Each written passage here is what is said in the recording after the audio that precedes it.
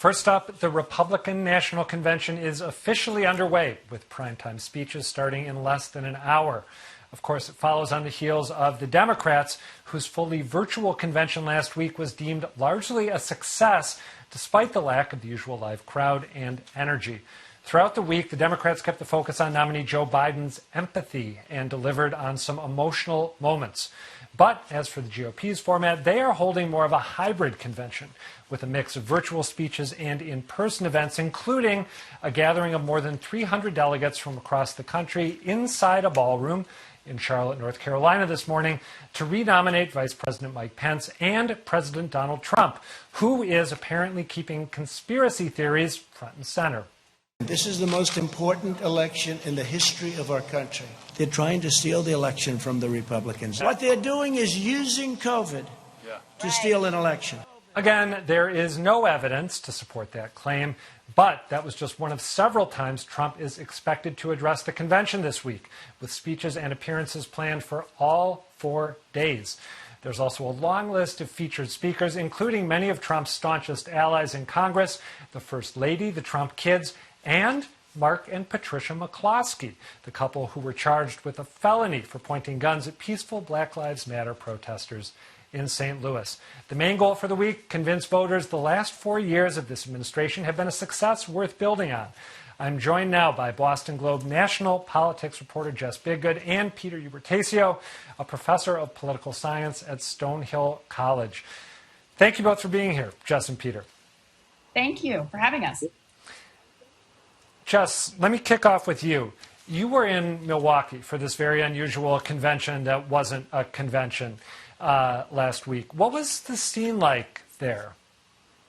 So nationally, as you said, Democrats won a lot of praise last week for adapting, for pulling off a convention that was a big kind of television event and excited Democrats around the country. But in Milwaukee, the scene, there's no other way to put it, it was really weird. There was very little, the convention had almost no footprint at all, except for the fencing around the Wisconsin Center and the sort of security perimeter where everything was taking place.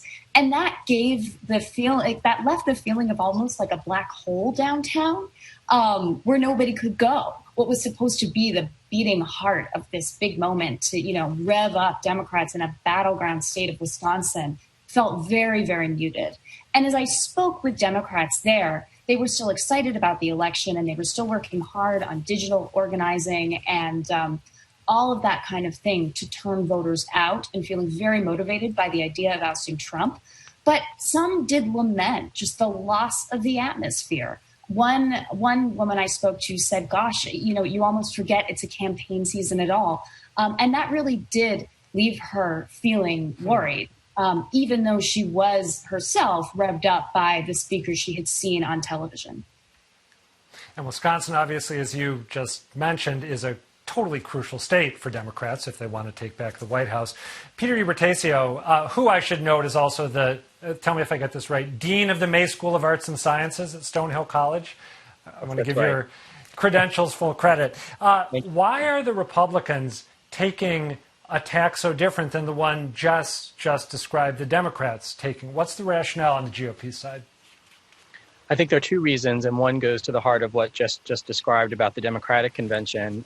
This is a president who really thrives off of the energy in the room, and a fully virtual convention doesn't provide him the kind of forum that he prefers. And so, Donald Trump really wants to see people in a room. He wants the adulation. I think that's always been made very clear. And so that's reason number one. I think reason number two is the president and members of his team have tried to convey a message that it is largely safe to gather, and to choose a fully virtual convention would undermine that message. Now, it's a largely inaccurate message, but it's still one that he wants to convey. Going into this election season, he wants to, as much as he can, try to convince the American people that things are fine and improving. And so he needs to have elements of his convention in person and help to undergird that argument. You both, I think, have, in your separate descriptions, raised a bigger conceptual question that I've been trying to think through in this weird political season, which is, what are these conventions ultimately for? Is it for assembling, the heart of the base in an atmosphere that is electric and creates excitement that then sort of disseminates out from the convention to sustain people through the campaign? Is it about creating moments that are replayed again and again, like the Kaiser Khan speech at the last election, maybe like Joe Biden getting introed by the young boy who struggles with stuttering? Or is it about something I'm not even thinking of? What do you think? I think for a long time, conventions have been derided as, made for TV infomercials about the party holding them. And in a way, that's exactly what last week's convention was and what this week's convention will be. And when you take away the kind of party atmosphere and the pomp and the sort of reunion feeling of all of these party activists getting together, you end up with something that is actually more accessible to a much bigger array of viewers at home. And I think for the Democratic convention last week, one thing that they drew a great deal of praise for was that roll call where they took you on, a half an hour road trip around the entire country and showed Democrats across the nation coming together and saying, here's how we're voting this year. That seemed to kind of work. And I'm very curious, first, how Republicans will mount their similar effort this week, and then what these conventions, what kind of lasting effect they might have on this practice in 2024 and beyond. Peter, what do you think? I agree with Jess completely. I think that conventions don't really decide things anymore. They're shells of their former selves, and we have a great deal of affection for what they used to be historically. They're shows and they're rallies. There's nothing wrong with that.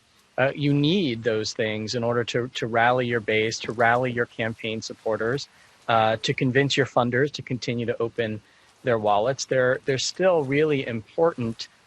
They provide a really important function for our presidential campaigns, and they do really launch the fall campaign.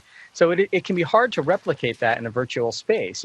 These are people thrive on the human-to-human interaction. And so I think Democrats did a really good job with the tools that they had at their disposal in this COVID moment of trying to rally the faithful and to present Joe Biden to the American people really for the first time as the Democratic nominee. The Republicans are choosing a different tack. I don't think the method will largely matter much, because at the end of the day, most Americans don't really pay close attention to what happens in a political convention. That's not a critique. It's just a reality. This is still a little insider baseball, but insider baseball is important to the game. And these moments are really important to the two parties as they get ready for a battle this fall. I mentioned in our introduction the to my mind, eyebrow-raising fact that the Republicans have chosen to take this lovely couple from St. Louis that brandished weaponry at peaceful protesters, and they're gonna showcase them at their convention. I also was struck by the fact that the Republican platform, if I understand correctly, is devoid of any discussion of policies this year. It is essentially a statement of support for fealty to President Trump and his administration. What do you two make of these pieces of evidence that tell us something about how the Republican Party sees itself at this moment in time? So it's true, Adam. Typically, a convention does involve some haggling and sometimes some real drama over what the party platform should be. But this year, Republicans decided simply to do away with all that. And last night, they put out this resolution that you described that said they were keeping their 2016 platform in place and supporting President Trump's agenda. And they will update, they suggested that they would update the party platform again in 2024. That's certainly what I took away from the statement anyway. They say it's because the pandemic made it too complex to draft a new platform without everybody's input. But it's hard to read that document and not come away with the impression that Trump is the platform at this point. I mean, he is far and away biggest personality, the most prominent figure in Republican politics.